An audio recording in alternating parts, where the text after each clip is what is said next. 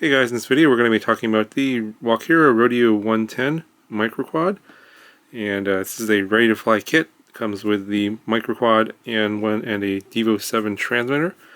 So it's all built and ready to go. We'll get it out of the box here. Let's take a quick look at the stats on the side of the box. Okay, looks like we got a quick start guide, and looks like there's a user manual that's on a disc here. So get this out a little bit later. And right away, here's the quad inside this foam. It's pretty well protected. We'll take a closer look at this in a moment.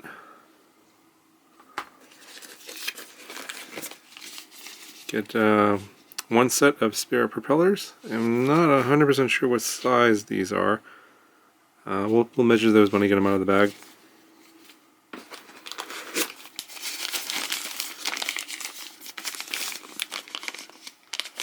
Okay, we got a micro USB cable here, and this looks like perhaps like an audio jack cable. Maybe this is for the transmitter. And here is the transmitter. So this is the Devo 7. This is a pretty old radio. It's been around for a while. I believe it runs the DSM-2 protocol. I'm not 100% sure on that. I'll double check that and let you guys know. It's a pretty standard radio. It looks a lot like the Tyrannus. Feels about the same weight, maybe a little bit less. Trim buttons on the side. Got power on and off. And let's see on the back here.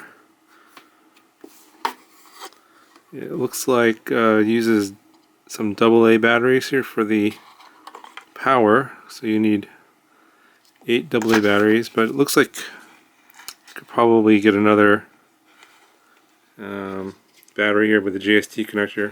I think this will come out.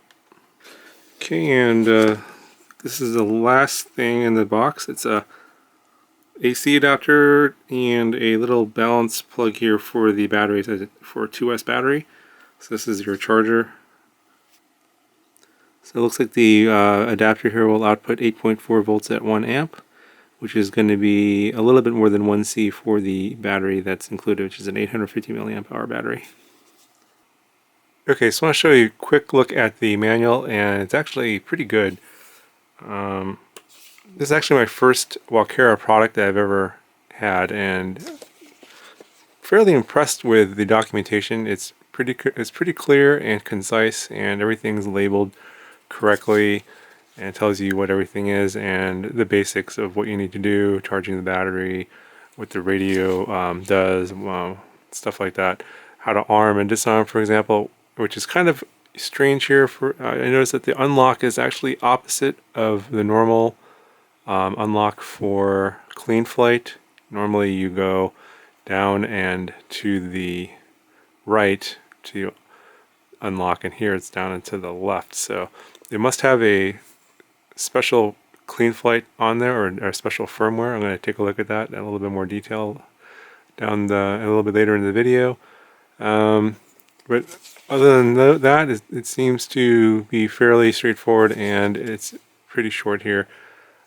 Shows you some stuff about the transmitter itself. I'm going to basically fly this straight out of the box as it is, with the stock PIDs and settings, and obviously with the radio that's included, to give you guys feedback on the actual out of the box experience if you buy this and just want to fly it. And it looks like there's not much you need to do to get this going. Just have to charge the battery, and it's already pre-bound. And what I found is, regarding the binding, you have to turn the transmitter on first, and then you plug in the quad. And if you turn on the transmitter and you wait too long for powering on the quad, then the binding will fail. I'm not exactly sure when it times out, but I would say within about 10 seconds after you turn it on, you get some tones here, you should plug in your quad and it'll start making beeps. And then if it keeps beeping, that's actually the radio beeping. If the quad keeps beeping, that means the binding has failed. That means you have no connection. But now that it's not beeping, that means that the binding has worked. So if you turn on your radio and then plug in your quad, within a few seconds, you shouldn't have any issues with the bind. It already comes pre-bound from the factory, and you can see here it has a little model name R110, which is the Rodeo 110 here. So I just wanted to show you that if you guys are confused about the binding, if you turn it on and then you plug in your quad, and if it's still beeping after it's been powered on, it means the binding process has failed. You should start over, unplug everything, turn this off, and then start over. You always turn the transmitter on first, then you plug in the quad moments later, and you should get a bind. Put the radio to the side. The CD that I saw in there was actually the user manual for the Devo 7. Probably not going to do too much on the radio itself, because my intention is I'll fly it with the radio that it comes with, and I don't intend to use it long term with the Rodeo. Down the road, I'm going to try and mod this and fly it with my Turnigy Evolution, like I do with pretty much everything that I get. So I'm not going to go into too much detail into the radio, but I just wanted to fly it with that radio to make sure that it's a good radio, and that if you guys have a good experience flying this micro out of the box with the radio that it comes with. Now you can get this in a almost ready to fly that doesn't come with the built-in receiver for the Devo 7, and you have to add your own micro receiver to it. I think that costs a bit less. I'm not exactly sure on the prices for both, so I'll put a link in the description for both of them, and you can check out the prices because they fluctuate, they change all the time. So, but if you want to save a little money, you want to use your own transmitter, that does come in a version without a radio, and you just get the quad itself. Okay, here's a closer look at the quad itself. There's not a whole lot of information in terms of technical specs on the motors that are on here. These look like a typical 1104, 1105 size motor. The KV, I believe the spare part for this came out, and I'll also put a link in that in the description. I believe it's a 5800 kV motor, but it doesn't tell you what the size of the motor is. Let me try and measure it. Let's see here with my caliper. So the width of the bell is about 14 millimeters. And on the 1104 motor, let's see here. So in this is another quad where I've got an 1104 motor. And on here, this is an 1104 motor, which is about 14.1 millimeter bell. And yeah, the height, I don't know if you can see that. This is a DYS 1104 motor. You can see the height of the bell is also about the same as the one on the Walkera. So I'm pretty sure this is an 1104 motor. And then let's measure the prop here. So it looks like one of the blades is about 35 millimeters. So this is a 70 millimeter propeller, which I think that's going to be like around 2.1, 2.2 inches. So it's a unusual size propeller. It's not a 2-inch propeller, and it's not a 2.5-inch propeller, so it's kind of in between. I believe these are also sold in sets of 2. So we'll have to see how much these are. I believe they're a little bit on the pricey side. If I remember, I checked it was about $2 for 2, so about $1 propeller. But it looks like a pretty good propeller. It's a little translucent, and I think it's polycarbonate. And these little propellers, unless you really have a bad crash, will pretty much take a lot of abuse. And they should hold up, but of course I'll fly it and I'll find out for you guys how well their durability is. The ESCs that are on here are also unknown as to what kind of ESC it is, and also the amperage. It's probably either a 6 amp or a 10 amp ESC for something this small on 2S with these props. 6 amps should be enough, and I'm not sure if anyone's going to be able to fly this on 3S. There's no indication in the manual or anywhere else that this will work on 3S. I have no intention of flying this on 3S. I don't think I want to take the chance of frying the ESC in case it's not rated for 3S, because there's no information about that. Okay, so here's a look at the bottom here. We got these little like landing feet, and they're made of plastic, so hopefully they won't snap off in a crash, but if you have a bad one, those are probably the first thing to go, but it does keep the bottom of the quad off the ground a little bit. And on here on the bottom, you got a little like a switch here for S-Bus or a PPM for this external receiver port. And I think that's a standard servo receiver connection here. So I suppose you could strap on a receiver on the bottom here, and these little landing feet will keep the receiver from being damaged on the landings. So here's a look at the back. You got a little plastic piece here that's basically holding the video transmitter antenna, which is a linear whip antenna, 5.8 gigahertz, and you got your two receiver antennas here. Looks like got some diversity going on. And let's go take the battery out.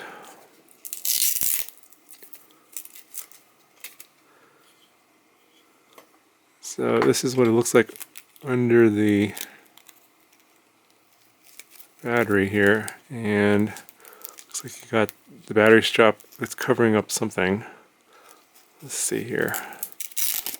Let's take this out. Okay, so this battery strap is covering the 3 dip switches and the LEDs for your video transmitter channels. And it looks like there's only 3 dip switches, so it looks like there's only going to be 8 channels available to you. I'm not sure what band that is. Let me look at the manual again.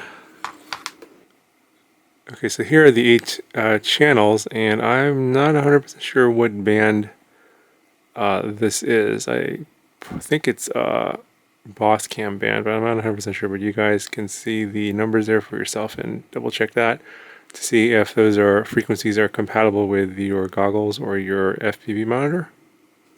Okay, and then right below the dip switches there is this little button here. I believe that is for binding for the onboard receiver. Okay, so moving on, here's the front with the Fpv camera. It's a micro camera. I believe it's like 700 TV lines. You got this plastic shroud here that protects it in crashes, and it's screwed in here. And I got a little mount in the back here, and I believe this is the angle is adjustable. Yeah, so you can adjust your tilt angle. So that's probably a little bit too excessive, and you can bring that down if you want to have a little bit less of an aggressive angle. I'll probably have mine around 20 degrees or so. And then you got a little light here in the front, and I don't believe that you can turn that on or off. Okay, so here is the battery. It's a 7.4 volt 2S 850 milliamp hour battery. Looks like a pretty small size for 850. It doesn't say what the C rating of the battery is, and it has a JST connector along with a balance lead, so you could charge this with a hobby grade charger. And let me get some measurements of the battery. It's 52 millimeters long, 15 millimeters thick, and 30 millimeters wide. So if you guys are looking for spare batteries that are not the same OEM Walkera brand, those are the dimensions that you're probably going to be looking at. Alright, let's get a weight measurement here. Okay, so the quad by itself is about 101 grams. And the battery by itself is coming at 46.5 grams.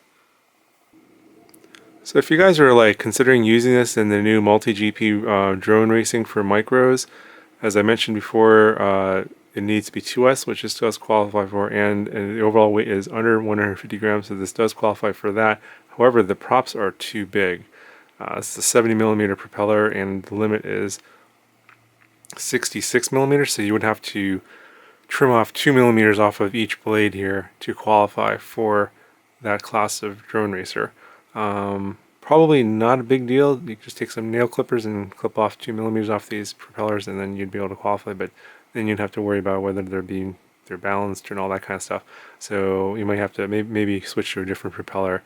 This is just a standard, T-style. There's 2 screws and a center shaft. So there's a lot of propellers out there that would probably fit this motor just fine if you wanted to use a a 65 or 66 millimeter propeller to qualify for that class of drone racer. Okay, so we'll go ahead and connect this up to the computer and take a look at it in CleanFlight. I just want to show you guys how it's set up, and I'm not going to change anything. I'm just going to fly it as it is out of the box, so that you guys will get some feedback on what it's going to be like and how flyable it is without a whole lot of effort on your part. I will do future videos later down the road where I'll do probably beta flight and my own receiver and all that, those mods and all kind of stuff I like to do to get it really locked into the flying the way I like. But for this review, it's just going to be the out-of-the-box experience. Okay, let's take a quick look at this in CleanFlight. And it appears to have version 113. The board is identified as an SP Racing F3 board. The flight controller is identified as a F118 version 0.3.0. I think that's probably a proprietary board, but it looks like it takes the SP Racing F3 hex file. So I think a beta flight flash is probably doable. We'll have to see. You got 3 UARTs, and here on the config we have motor stop enabled, 1-shot, 125 is disabled, and these are some different numbers for min and max throttle. And you got VBAT monitoring, no current monitoring, no GPS, no RSSI. You have black box enabled here, and it has 8 megabytes of black box flash available. It's not a whole lot. Let's go to the PID tab here, and these are some unusually low PIDs, 25 to 25 in pitch and roll, but really high on yaw, 60. And same with the I, pretty low on I, but then the yaw is very high. So obviously this looks like someone has gone through the trouble of tuning this, so I will fly it like it is, although I'm skeptical about these numbers, because usually on these micros these numbers should be bigger. But I'll fly it as it is and see how it is, and then I'll let you guys know how it feels in flight. I have a feeling it's going to be a little bit loose in flight, which I don't particularly like. I like it more crisp and locked in. These rates are not too bad. I usually like them a little bit lower, but maybe this frame requires a little bit higher rates, so we'll see. And I don't have the radio plugged in here, so this is not going to be functional.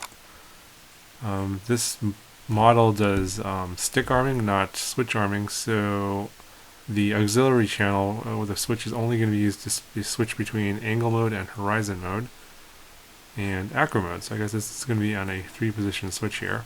So you'll have angle, horizon, and acro available to you. Okay, I want to check the channel range and endpoints and centering on this radio to see if everything is working as it should be. So I'm going to go ahead and turn on the radio and give it power. And let's see how things look in the receiver tab. So this is the range of values in the receiver tab. It's going down to about 1100, the max about 1900 on roll. You have 1100 and 1900 on pitch, so I think that's going to be okay for clean flight. Although the throttle value is also pretty low, 1100. But I believe it's set up that way because in the config here we have a min throttle of 1150 and a max of 1900. So it looks like it's all okay. Just checking the direction here on yaw, that's correct. Roll is correct, and pitch is correct, and throttle is correct. I'm just going to check the switches, and it looks like the switch, it's a mixed switch, it's a 3-position switch, is the one for switching between the different modes, angle, horizon, and acro mode. And all the other ones are 2 position switches. There's a 3 position switch here as well on the upper right on the shoulder, and that one is auxiliary 2. And then the gear switch is a 2 position switch, that's auxiliary 3. And I think that's all the active switches that are on here. Okay, so that ought to do it. We've examined this pretty thoroughly, so let's go ahead and fly and see how this thing flies.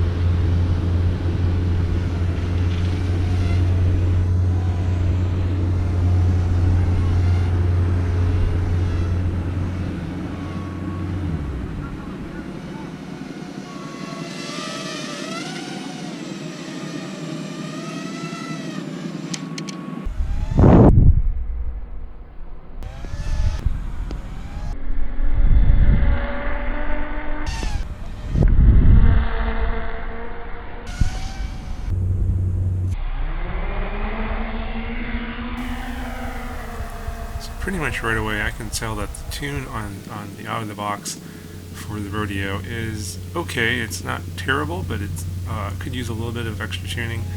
As you can see, I'm kind of pitching the quad sort of rocking motion here, and that's because I think the P gain and the I gain on the pitch axis is a little bit too low, so I'm having a little bit hard time adjusting. And right there I try to do a roll, and I forgot that I was not in air mode.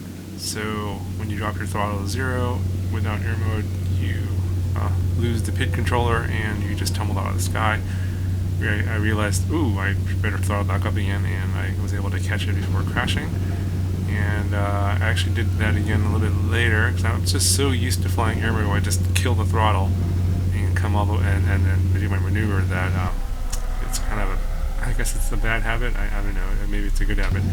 So in the next video, when I do all my mods and flash beta flight and everything, I'm obviously going to be flying air mode, so this shouldn't be an issue. But once I sort of figured out how to control the pitch axis here, it did start to fly a lot better, and I actually think that it's not that bad for the out of the box. It just needs a little bit of extra tuning, which I'll be able to do in the next video.